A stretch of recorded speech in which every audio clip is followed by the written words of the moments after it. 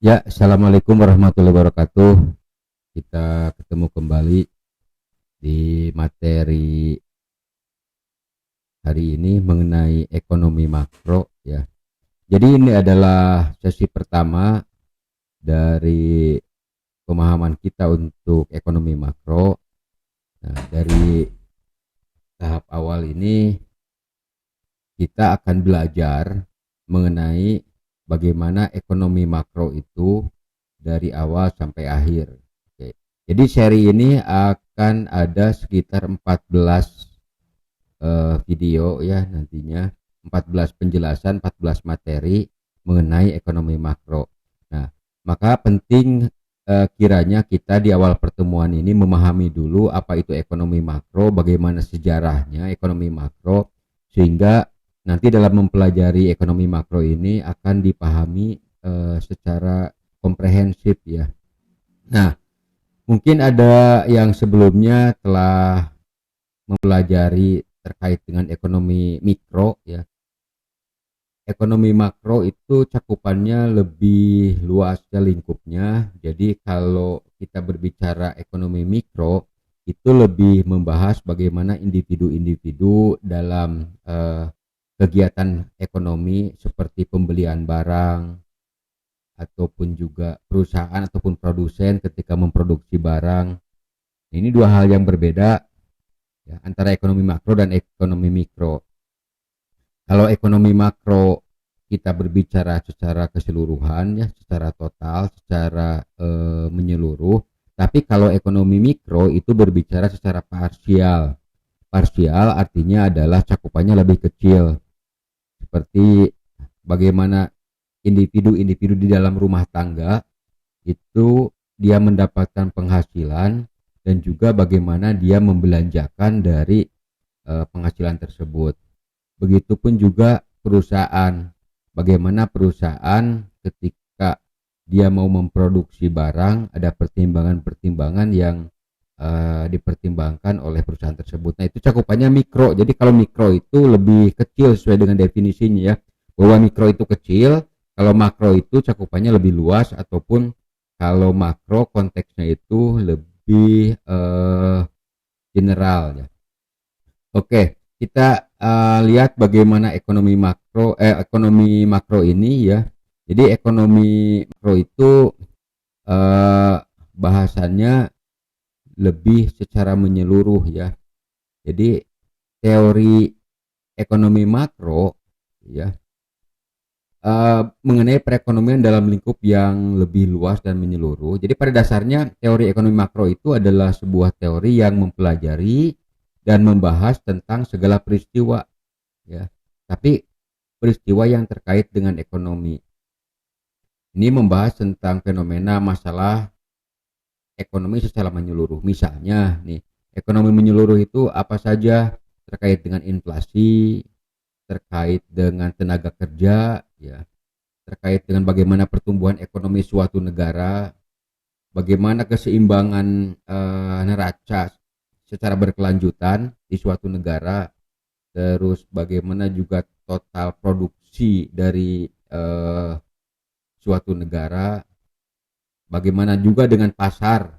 Kalau kita konteksnya dengan Indonesia nih, kita berbicara dari Sabang sampai Merauke, tidak hanya berbicara satu kawasan ataupun satu jenis usaha. Misalnya nih, kita hanya berbicara tentang penjualan barang misalkan ya, satu perusahaan memproduksi pakaian. Nah, kalau ekonomi mikro berbicara bagaimana si perusahaan yang memproduksi pakaian tersebut bisa diserap di pasar dan bisa diterima oleh pasar gitu kan ya. Tetapi kalau ekonomi makro itu berbicara bagaimana si produsen tadi itu berhubungan dengan pasar yang luas, di mana di sana ada bagaimana kemampuan daya beli masyarakat, bagaimana kebijakan pemerintah, bagaimana ekspor impor segala macam. Nah, itu konteksnya dari ekonomi makro ya. Jadi sebetulnya kalau kita bicara ekonomi makro ini ya, ekonomi makro itu merupakan bagian daripada ilmu ekonomi yang memfokuskan kajiannya terhadap mekanisme kerja perekonomian suatu bangsa secara menyeluruh. Jadi tidak secara parsial tapi secara menyeluruh. Nah, tujuannya apa ekonomi makro ini? Ekonomi makro ini tujuannya yaitu untuk mengerti dan memahami peristiwa atau suatu kejadian seputar perekonomian. Nah, dan berusaha juga untuk membuat suatu rumusan yang menjadi solusi memperbaiki kebijakan ekonomi yang ada. Artinya adalah bagaimana suatu kegiatan yang terjadi ini, pemerintah khususnya, dia membuat suatu kebijakan agar tidak terjadi kelebihan barang ataupun kelebihan permintaan dari masyarakat yang nantinya akan mengganggu pasar.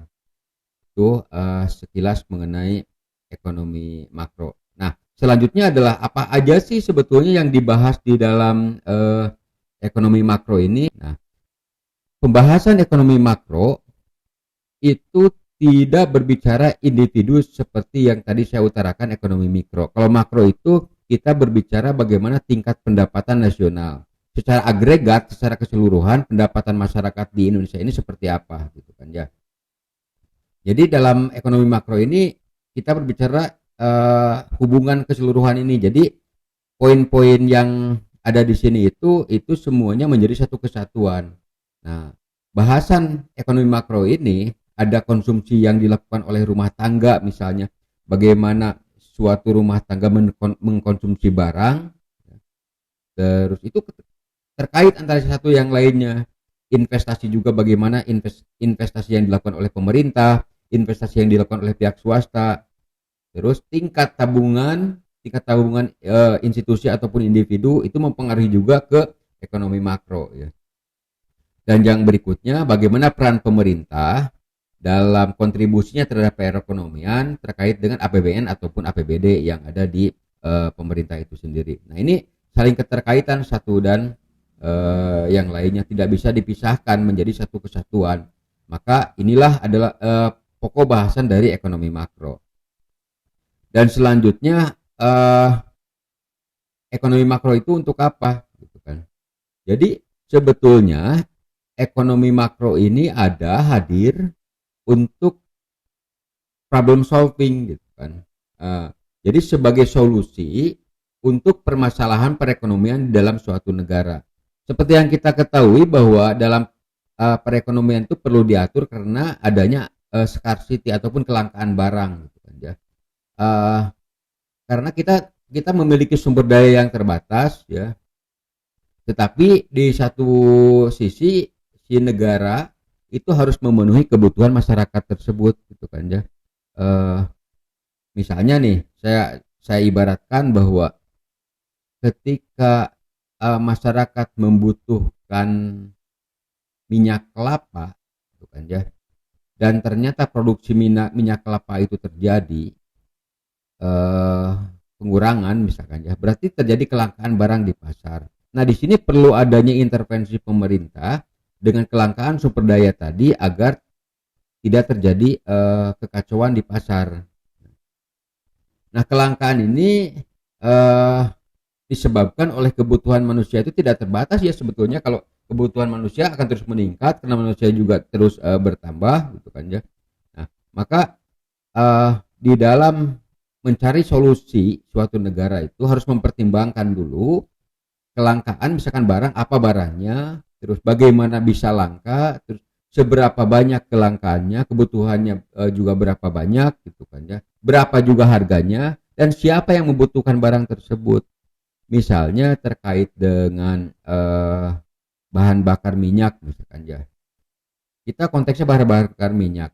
Apa yang menjadi masalah adalah bahan bakar minyak. Bagaimana bisa terjadi masalah misalkan bahan bakar minyak sampai tidak ada di pasaran. Terus yang ketiga adalah seberapa banyak sih sebetulnya yang dibutuhkan oleh masyarakat. Terus harga berapa yang bisa kalau how much bicaranya, harga berapa yang bisa dibeli oleh masyarakat. Oke, terus segmennya yang mana yang membutuhkan dengan harga tersebut. Nah, itu nanti akan berhubungan dengan masalah produksi, penentuan produksinya segimana, distribusinya bagaimana, dan juga konsumsinya seperti apa. Nah, itu sehingga si pemerintah bisa membuat kebijakan untuk menyelesaikan permasalahan ekonomi di dalam suatu negara. Ya. Nah, Jadi apa sih sebetulnya ekonomi makro ini? So what? Ekonomi makro. Jadi ekonomi makro ini saya ulangi tadi di awal bahwa membahas ekonomi secara menyeluruh, secara nasional. Terus ekonomi makro ini merujuk kepada bagian-bagian kecil dari seluruh kegiatan perekonomian. Tadi saya sudah jelaskan bahwa ada bagaimana APBN, terus bagaimana konsumsi rumah tangga, terus bagaimana produksi dan hal yang lainnya gitu kan ya. Jadi itulah kira-kira ekonomi makro gitu kan ya. Jadi bagian ekonomi makro itu apa saja selain yang tadi gitu kan. Nah, tadi kan udah saya jelaskan bahwa ada bagian-bagiannya. Nah, ini saya coba jelaskan kembali lebih detail di sini. Itu bagian dari ekonomi makro. Pembelajaran ekonomi makro itu kita harus mampu menganalisa bagaimana pertumbuhan ekonomi suatu negara. Katakan konteksnya Indonesia. Apakah di Indonesia pertumbuhannya itu terjadi baik dengan baik, ataupun pertumbuhan perekonomian negara kita itu merosot? Terus bagaimana dengan kemiskinan dan pengangguran? Itu bagian daripada kajian di ekonomi makro. Inflasi juga, bagaimana penurunan nilai tukar rupiah, kan ya. Terus krisis energi juga, karena energi tidak bisa terbarukan seperti BBM gitu kan. Itu akan terjadi krisis ke depannya. Apa solusi yang perlu ditawarkan oleh pemerintah agar permasalahan ini tidak berdampak secara menyeluruh terhadap masyarakat. Selanjutnya, permasalahan apa yang terjadi? Permasalahan defisit APBN. Misalnya negara kita kekurangan pendapatan negara gitu kan. Pendapatan negara berkurang sementara kebutuhan negara semakin meningkat. Itu harus dicarikan solusi-solusinya agar tidak terganggu stabilitas suatu negara, karena perekonomian juga itu bisa menjadi pemicu terjadinya instabilitas di dalam suatu negara. Yang selanjutnya adalah bagaimana ketimpangan neraca perdagangan dan pembayaran suatu negara. Misalnya kebutuhan negara kita yang didapatkan melalui impor, itu harus seimbang dengan berapa ekspor yang kita lakukan ke luar. Itu untuk menjaga keseimbangan neraca kita terkait dengan pembayaran juga nanti ya. Oke, nah itulah kira-kira sekilas mengenai bagaimana ekonomi makro ya. Dan kita akan membahas sejarah nih, sejarah terkait dengan bagaimana perkembangan ekonomi makro ini secara global di dunia gitu kan. Nah, teori ekonomi makro itu di awal-awal itu ada di mazhabnya klasik ya, atau teori yang muncul teorinya si Adam Smith. Itu di abad ke-15 sampai ke abad ke-18 nih si Adam Smith ini. Nah, dia terkenal dengan slogannya ya. Saya jelaskan lagi terkait dengan si Adam Smith ini. Si Adam Smith ini dia di tahun 1770 ya. Dia merupakan pendiri ataupun pelopor dari kaum klasik ini. Nah, pendekatan si Adam Smith ini itu adalah pendekatannya kepada produsen. Jadi dia lebih ke produsennya. Nah, buku yang terkenal si Adam Smith itu dengan An Inquiry into the Nature and the Cause of the Wealth of the Nation. Jadi dia itu berbicara di dalam buku ini tentang permintaan dari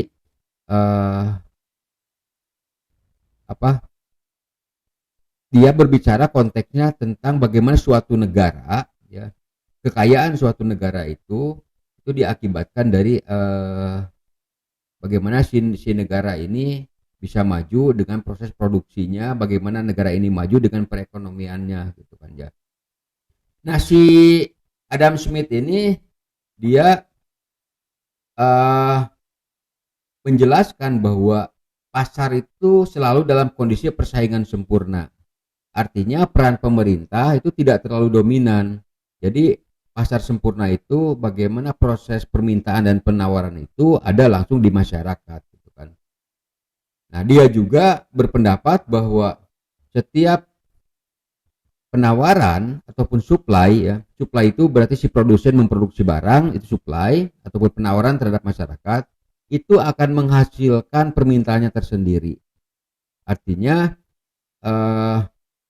berapa banyak pun yang dibuat oleh suatu produsen itu nanti akan ada pasarnya yang menyerap. Kira-kira seperti itulah di dalam teori ekonomi yang dikemukakan oleh si Adam Smith ataupun mazhab klasik ya.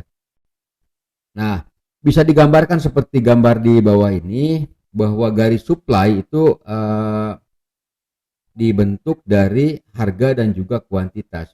Seberapa banyak barang yang ditawarkan dan harga pada titik harga berapa itu ditawarkan, maka akan terjadi transaksi. Nah, transaksi ini akan bersinggungan dengan demand ya. Jadi bagaimana saya coba jelaskan di sini ya. Jadi bagaimana demand ini, transaksi ini dibentuk dari bagaimana harga ya. Harga ditentukan berdasarkan dari berapa banyak kuantitas barang yang diproduksi. Nah, sisi permintaan ini akan menyesuaikan antara harga dengan kuantitas. Contohnya, ketika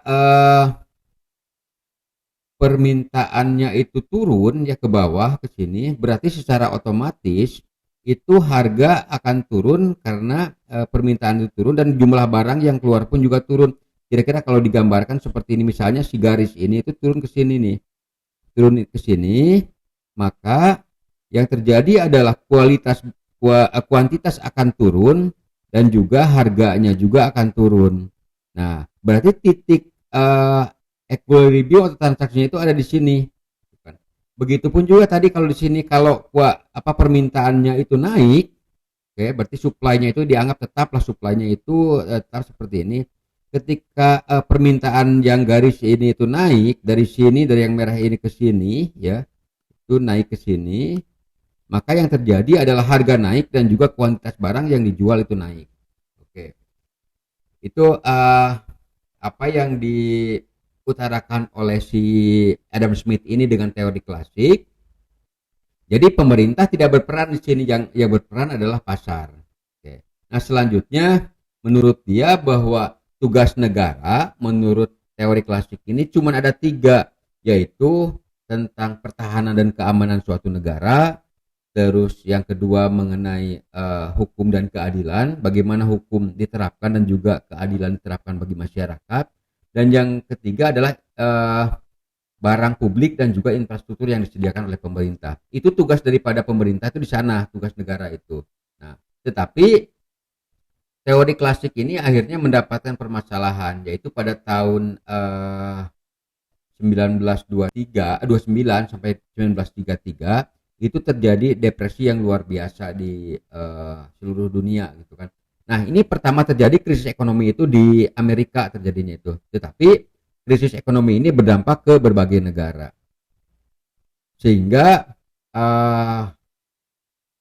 menimbulkan dari ekonom itu menimbulkan konsep baru, pemikiran baru. Maka muncullah revolusi Keynes. Si Keynes ini orang Inggris ya, dia itu. Si Keynes ini orang Inggris dan dia berpikir bahwa ini ada yang salah dengan teori klasik gitu kan. Maka dia munculkan konsep baru dalam bukunya, yaitu The General Theory of Employment, Interest and Money, itu pada tahun 1936. Nah, teori makro ini dipicu oleh Great Depression tadi ya, yang pertama kali terjadi di Amerika. Nah, membuat perekonomian di berbagai negara mengalami permasalahan yang besar ya. Nah, rentetan masalah ekonomi yang terjadi seperti angka pengangguran yang tinggi gitu kan ya. Terus output perekonomian yang berkurang drastis karena daya beli masyarakat yang berturun, misalkan investasi merosot tajam kan ya. Depresi ini berlangsung lama. Ini pun membuyarkan keyakinan dunia terhadap hipotesis ekonomi klasik. Karena tadi saya belum bahas bahwa di ekonomi klasik itu ada istilahnya itu invisible hands. Invisible hands itu sektor informal yang bisa mempengaruhi sektor formal, yang nantinya akan membuat keseimbangan terjadi dengan sendirinya. Misalnya yang sektor informal itu apa? Ada ada pedagang kaki lima, pedagang-pedagang yang seperti itu secara perekonomian yang mikro tadi itu bisa membantu perekonomian secara makro yang bertindak untuk menyeimbangkan pasar. Kira-kira seperti itu ya. Nah, selanjutnya di general teori ini ataupun teori yang dikembangkan oleh si Keynes ini, dia melakukan kritik terhadap kelemahan teori klasik ya yang mengasumsikan pasar ya, bahwa si teori ekonomi klasik itu berpikir bahwa sebanyak apapun barang yang ditawarkan oleh produsen itu akan diserap oleh masyarakat. Tadi kan di awal dijelaskan mengenai titik impas ya. Jadi kalau supply-nya itu lurus aja dia supply-nya, tetapi nanti akan ada kalau permintaannya naik berarti harga naik ya. Terus barangnya juga banyak yang keluar naik. Kalau permintaannya turun tadi ke bawah gitu kan ya, berarti si harga turun dan juga permintaannya itu turun. Itu diasumsikan bahwa si supply-nya itu lurus saja, si supply-nya itu dianggap dalam satu baris yang sama ya. Nah, usulan untuk pemulihan ekonomi menurut si Keynes ini untuk perekonomian di sini pentingnya peran pemerintah kalau menurut si Keynes. Jadi pemerintah harus ikut intervensi sebagai langkah untuk menstimulus sisi permintaan. Bagaimana supaya permintaan ini naik? Berarti si pemerintah harus ada di sana dengan cara menstimulus. Menstimulusnya seperti apa? Misalnya pemerintah melakukan pinjaman lunak kepada masyarakat, pemerintah melakukan kemudahan untuk akses perbankan segala macam. Itu untuk memberikan daya beli masyarakat yang meningkat gitu kan. Itu tujuannya agar perekonomian naik kembali. Nah, si Keynes ini sampai dikenal dia itu sebagai bapak ilmu ekonomi makro ya, dan sekaligus perintis ekonom dunia terkait dengan ekonomi makro ini. Oke. Kita sedikit akan berbicara mengenai si Keynes ya, mengenai teori Keynes. Si Keynes ini pada tahun 1936 ya, dia menyatakan bahwa adanya campur tangan pemerintah dalam kegiatan ekonomi itu yang mengakibatkan krisis yang terjadi di Amerika tadi. Oke. Intervensi pemerintah seperti apa sih yang terjadi di Amerika gitu kan ya? Karena si Amerika itu waktu itu dia untuk menjaga pasar di negaranya ya, dia menaikkan harga tukar agar barang tidak dapat masuk ke Amerika. Jadi dia untuk menjaga negaranya sendiri, dia punya kebijakan seperti itu gitu kan. Dan inilah salah satu trigger yang menjadikan Great Depression yang terjadi di dunia ini. Nah, si Keynes ini dia ini seorang penganut teori ekonomi merkantilis ya. Apa sih merkantilis? Jadi merkantilisme itu teori ekonomi yang menyatakan bahwa kemakmuran suatu negara ya, suatu negara makmur dan tidaknya itu ditentukan oleh jumlah penanaman modal ataupun aset yang dimiliki dan ukuran perdagangan luar negerinya. Nah, itu merkantilisme. Jadi konsep merkantilisme itu juga menggambarkan bahwa bagaimana si suatu negara ini dia mengelola keuangannya yang bisa diinvestasikan dalam bentuk modal ataupun aset ya, dan juga proses ekspor ataupun perdagangan terhadap ke luar negeri. Itu juga berikutnya ada pemikir-pemikir lain seperti filsafat Prancis ya, filsuf Prancis yaitu Jean Bodin gitu kan. Terus si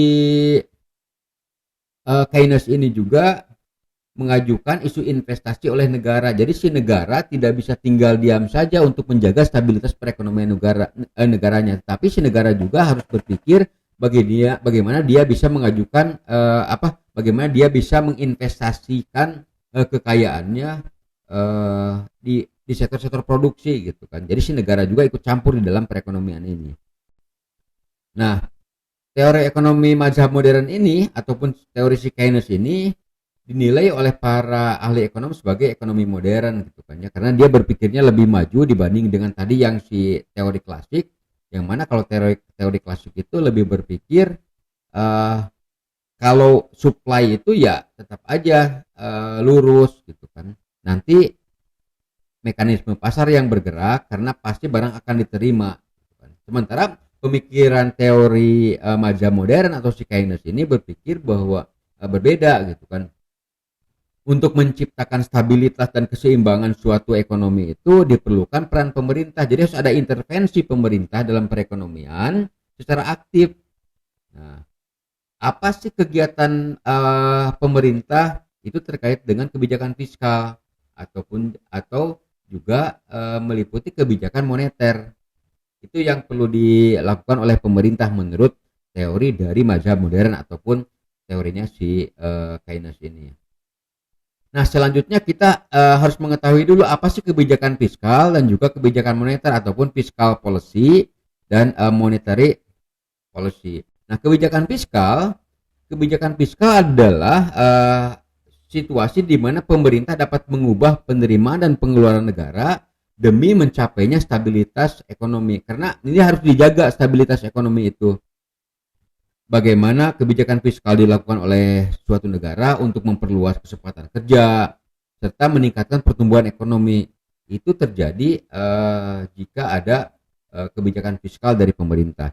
Yang berikutnya ada kebijakan moneter. Nah, kebijakan moneter di sini bagaimana pemerintah dapat memanfaatkan bank sentral ataupun BI kalau di Indonesia untuk menambah atau mengurangi jumlah uang yang beredar di pasaran. Tujuannya apa? Tujuannya untuk mengendalikan ekonomi. Nah, perlu diketahui juga apa sih hubungannya dengan uang yang beredar dengan perekonomian. Oke, ini perlu dipikirkan oleh kita bersama ya. Artinya harus dipelajari oleh kita bagaimana hubungannya antara uang yang beredar banyak dengan uang yang beredar sedikit. Apa dampaknya terhadap perekonomian? Oke. Nah, kenapa penting kebijakan fiskal dan kebijakan moneter? Nah, kebijakan fiskal dan moneter ini penting untuk mencegah dampak buruk ataupun resesi dan depresi ekonomi.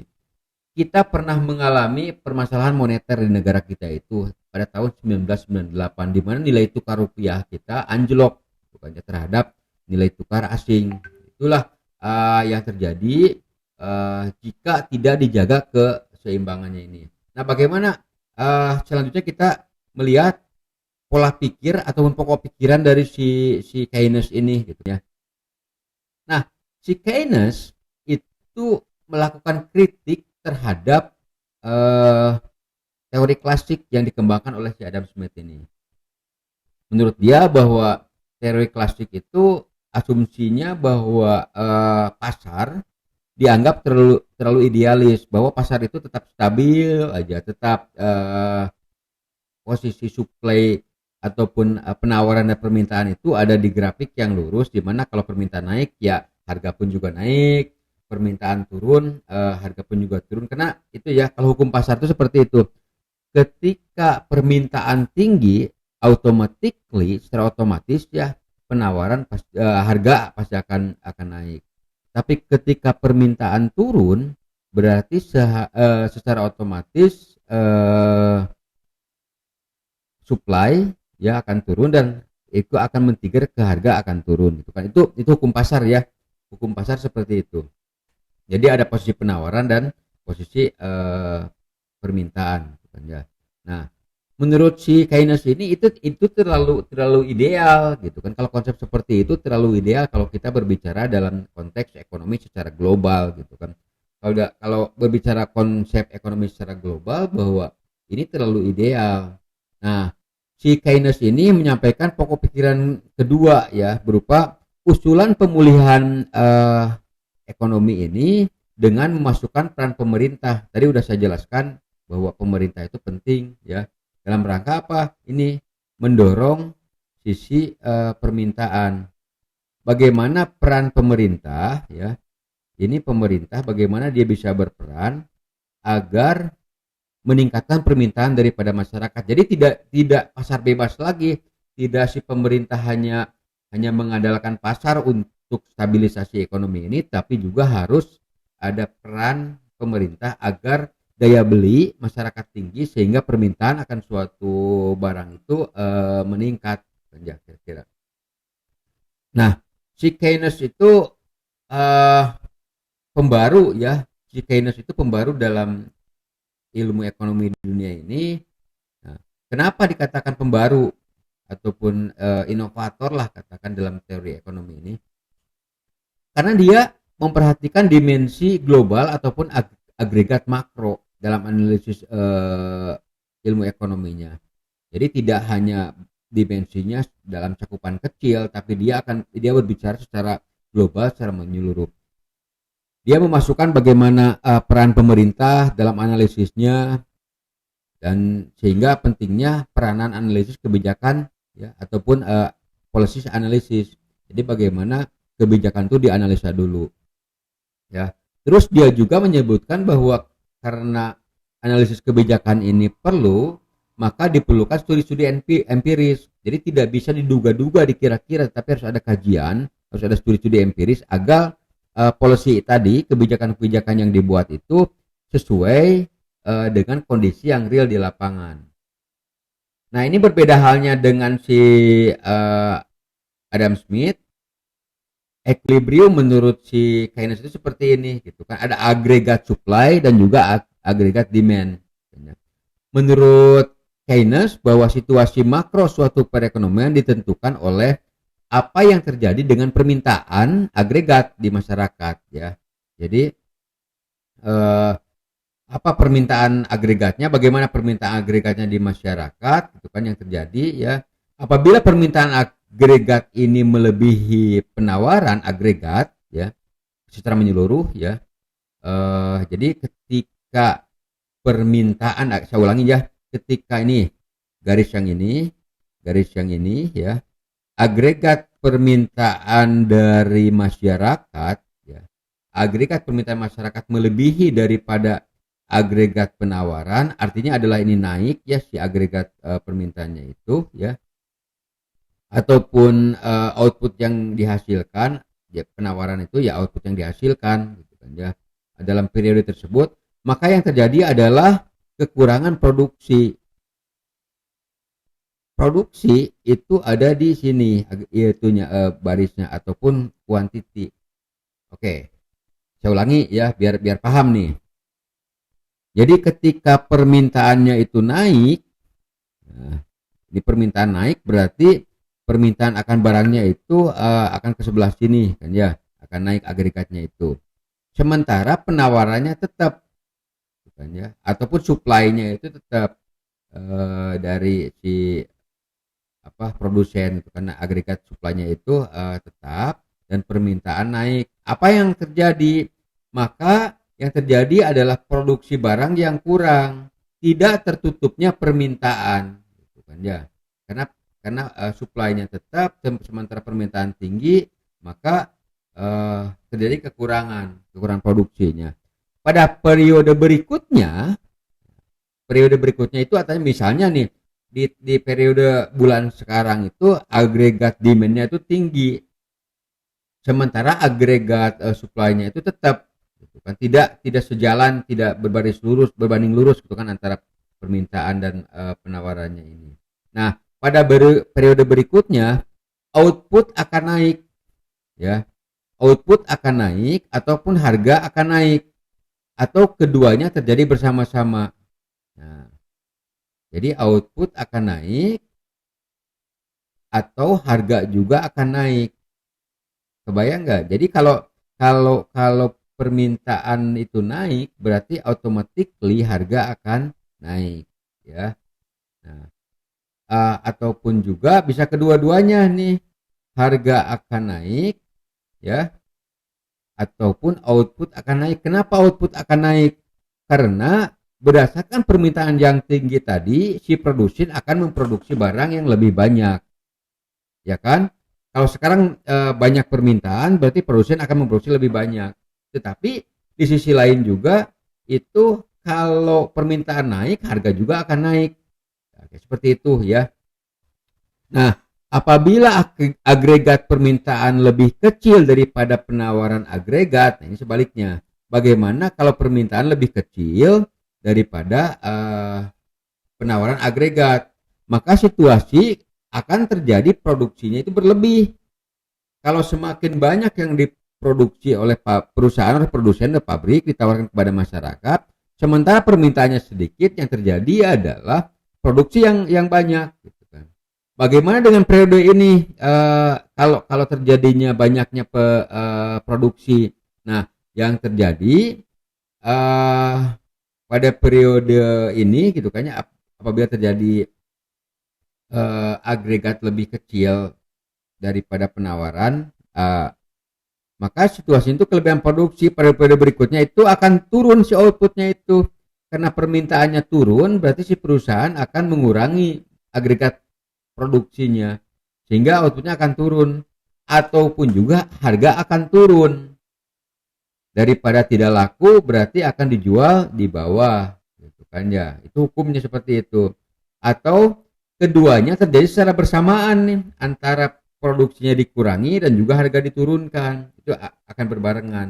Ataupun juga bisa hanya produksinya aja turun, harga tetap, ataupun harganya turun, produksi yang tetap, seperti itu gitu kan ya. Nah, atau keduanya jadi inti dari kebijakan makro itu ya, menurut si Keynes, bagaimana pemerintah bisa mempengaruhi permintaan agregat ataupun dari konsumen tadi, dari pasar ya.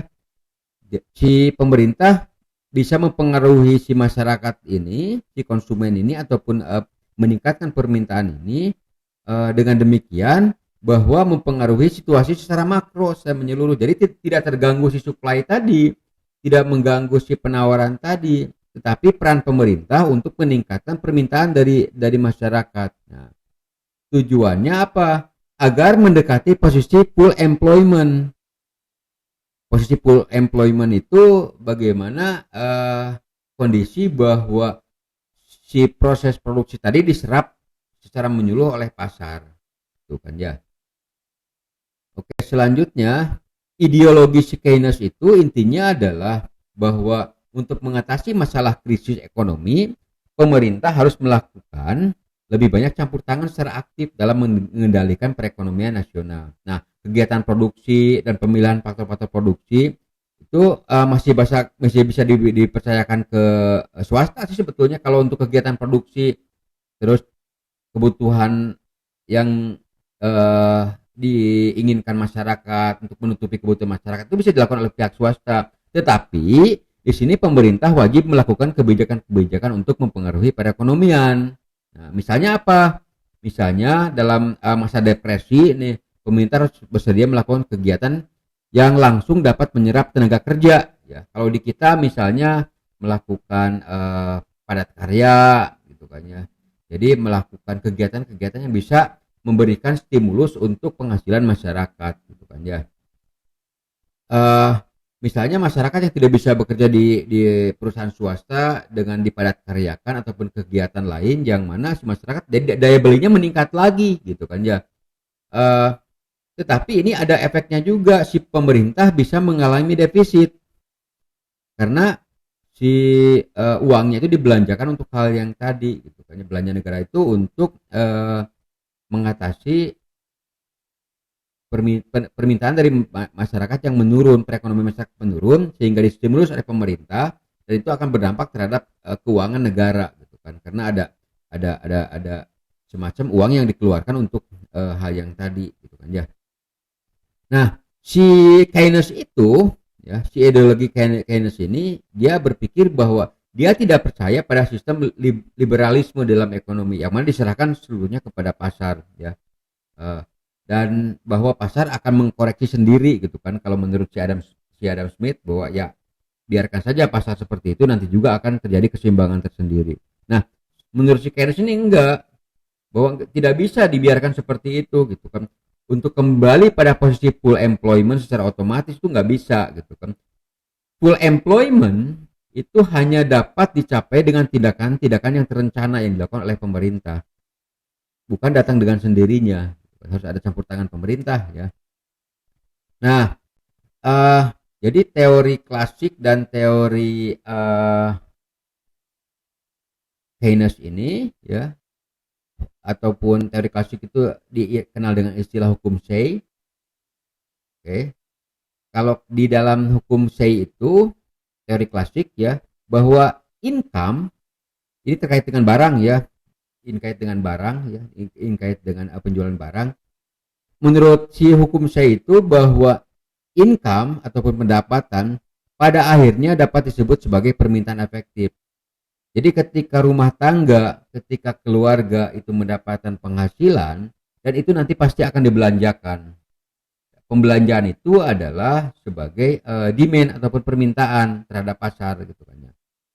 Sehingga berikutnya hukum Say ini berbicara bahwa tidak akan terjadi kekurangan permintaan karena akan sesuai apa yang dihasilkan oleh masyarakat itu akan menjadi permintaan.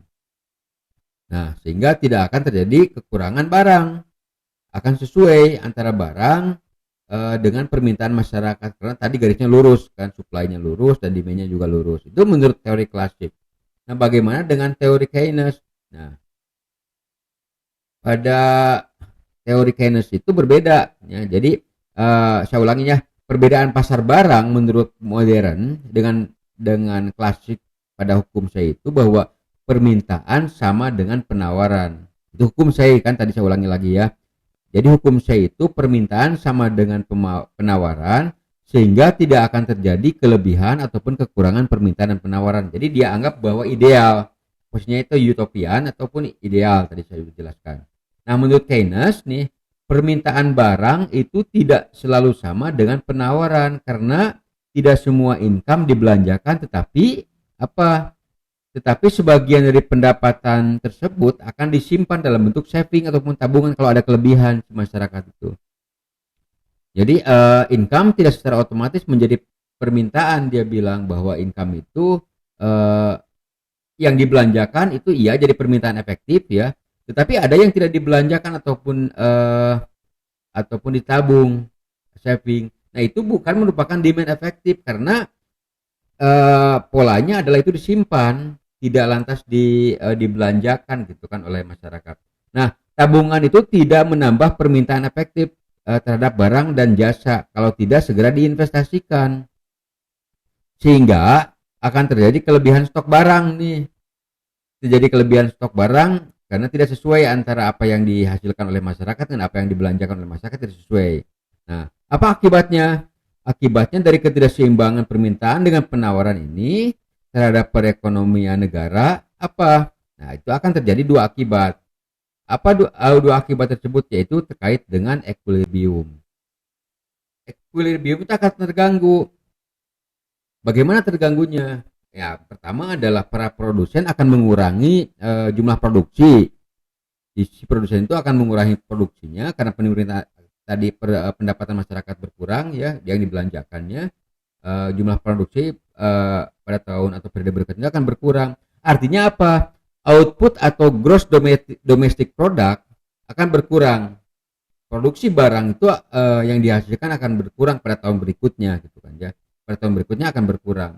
Bila output berkurang, maka dampak akan sangat serius terhadap variabel makro karena income tadi ya. Lapangan pekerjaan berkurang, konsumsi juga berkurang, investasi dan seterusnya akan menurun. Itu. Nah, yang kedua adalah akibat dari turunnya GDP dan income, maka harga-harga akan turun. Ya. Harga akan turun karena turunnya permintaan akibat penurunan income. Apabila harga barang dan jasa ya, harga barang dan juga harga jasa tenaga kerja ya, itu tidak kaku tetapi fleksibel dan turun sebanding dengan penurunan ekonomi. Jadi harga itu tidak rigid, tidak kaku, pasti dia akan turun sesuai dengan penurunan income. Misalnya nih, produsen membuat perhitungan yang optimis dengan menambah investasi sehingga permintaan agregat naik ya. Ini harus diingat oleh kita bahwa investasi adalah komponen agregat demand ya. Investasi itu adalah dari demand gitu kan ya. Bila kapasitas terpasang pabrik sudah penuh, maka tidak akan terjadi peningkatan produksi. Sehingga apa? Oke. Sehingga apa? Tidak akan terjadi peningkatan produksi sehingga produksi berkurang dan sementara permintaan naik. Nah, kenaikan permintaan dan kekurangan produksi ini akan ditransmisikan ke dalam inflasi. Itu dampaknya. Jadi dampaknya itu inflasi. Apa inflasi? Penurunan penurunan.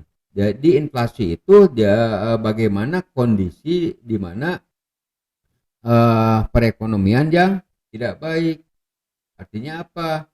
Artinya adalah nilai tukar berkurang, seperti itu kan ya, inflasi, harga barang mahal gitu kan, itu inflasi ya.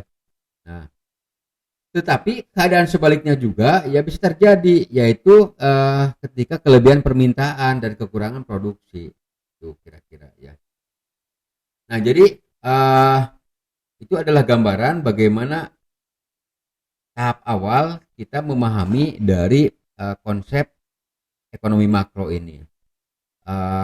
Saya akan coba jelaskan kembali sebagai wrap up ya, sebagai garis besarnya dari ekonomi makro ini. Kita berbicara konteksnya itu secara menyeluruh. Kalau konteksnya negara, dan juga bagaimana konteks negara ini berbicara perekonomian antara permintaan dari masyarakat untuk belanja barang dan jasa, dan juga bagaimana penawaran dari produksi. Nah, berdasarkan histori, sejarah, kita mengenal, udah tadi dijelaskan bahwa adanya teori klasik, yaitu penggagasnya Adam Smith, dan juga ada teori modern yang digagas oleh Keynes. Dua konsep yang berbeda dalam time series yang berbeda. Kalau teori klasik itu di abad 17-an gitu kan, 1770 si Adam Smith itu, sedangkan si Keynes itu udah abad kesininya gitu kan, 1939 ya, si Keynes itu. Nah, bagaimana Keynes itu mencoba mengkritik apa yang diasumsikan oleh teori klasik, bahwa perekonomian itu akan cenderung stabil. Jadi antara grafik permintaan dan penawaran itu akan berada di titik temu. Bagaimana ketika permintaan naik, berarti harga akan naik. Oke. Dia asumsikan bahwa penawaran itu tetap gitu kan ya, penawaran tetap. Jadi seberapapun barang yang ditawarkan oleh si produsen pasti akan diserap oleh pasar, tergantung nanti permintaan dari pasarnya. Kalau permintaan turun, berarti secara otomatis harga juga akan turun. Kalau permintaan naik, berarti harga juga akan naik. Nah, seperti itu di konsepnya klasik. Nah, itu dibantah oleh teorinya dari si Keynes. Kalau si Keynes berpikir bahwa tidak bisa seperti itu, tidak bisa pasar secara agregat ideal seperti itu, karena dia berpikir bahwa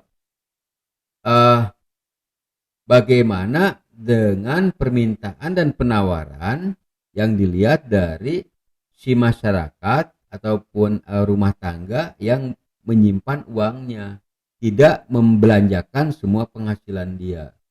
Oke. Ataupun juga dia berpikir bagaimana perekonomian ini peran negara yang ikut campur dalam perekonomian, karena Great Depression itu terjadi akibat dari tadi ada kebijakan pemerintah di Amerika, itu kebijakan negara untuk mempertahankan internalnya, maka dia memberikan nilai tukar yang tinggi terhadap orang luar gitu kan, sehingga itu berdampak terhadap Great Depression di dunia gitu kan, akibat dari Amerika tadi itu. Nah, jadi menurut si Keynes bahwa si negara itu harus hadir untuk apa? Untuk menjaga keseimbangan ataupun equilibrium antara supply and demand, menjaga keseimbangan perekonomian antara produksi dan konsumsi masyarakat itu diperlukan negara hadir. Padahal kalau menurut si teori Adam Smith enggak, kalau negara itu tadi ada tiga kan ya, apa saja tadi?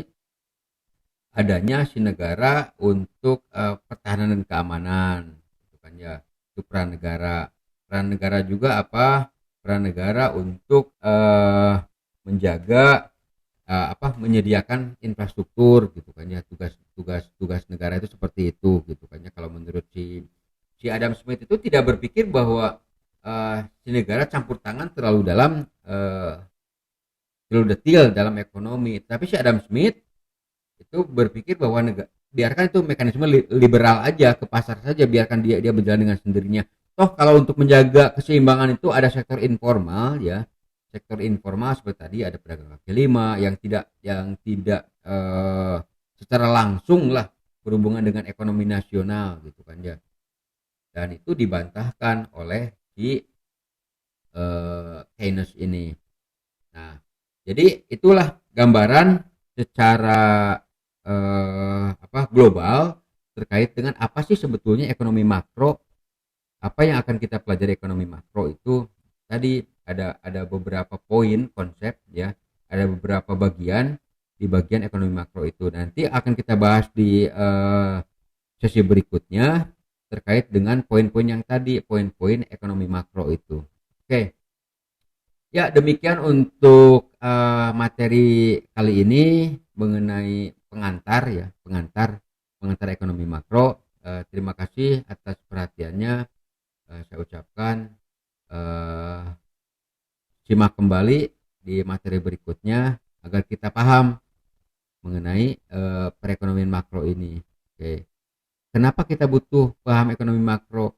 Paham ekonomi makro berarti Anda akan memahami suatu negara. Ketika Anda bergerak di bidang perekonomian, Anda tidak terlepas dari ekonomi makro. Tidak bisa menyendiri. Kenapa? Karena you are not alone, gitu kan. Karena kita itu tidak sendiri di dalam suatu konteks negara, kita akan bersinggungan dengan hal yang lainnya, satu dan yang lainnya, dan ini akan mempengaruhi secara makro, secara menyeluruh, gitu kan.